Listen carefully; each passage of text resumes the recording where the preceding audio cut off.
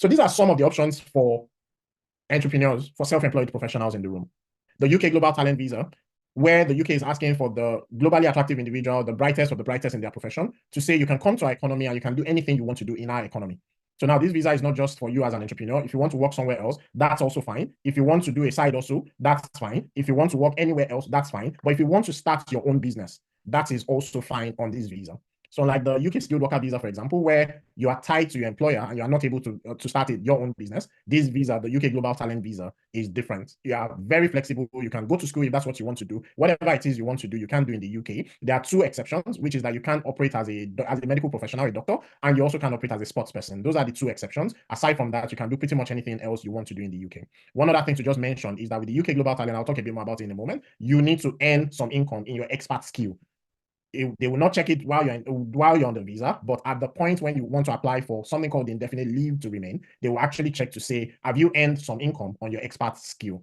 So that's important. So it could be within your business and your business will be paying taxes, or it could be you as a professional working for a different company. The second visa, and I will talk a bit more about each one of these visas. The second visa is the UK Innovator Founder Visa.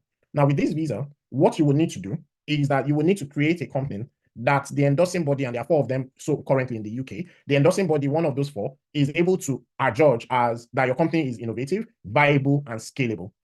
There's an additional requirement recently when this visa was created, because the history is that it used to be called the UK Startup Visa and the UK Innovator Visa. That has been combined to the UK Innovator Founder Visa, which is that they want to also check that you're actually a genuine founder.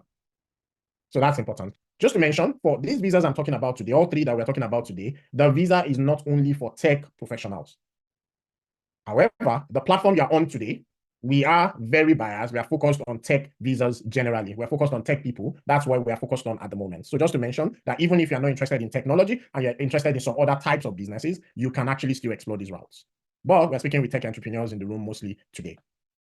So that's the UK Innovator Founder Visa. And the last one we will talk about is the UK Self-Sponsorship Visa route.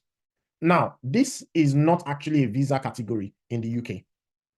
With the UK self-sponsorship route, what you actually will do is to create a company.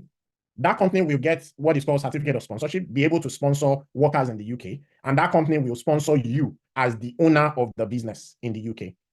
So that's what is called the UK self-sponsorship visa route. So this is not you hiding from the Home Office or anything like that. It's perfectly legal. The Home Office is aware. In fact, you will own your business 100% as part of the process. So it's important that when you're doing this, please don't go through gray areas and all of that. I'll talk about that in a moment. Make sure that as part of that process, you are open even to the Home Office, because you don't want to have issues down the line.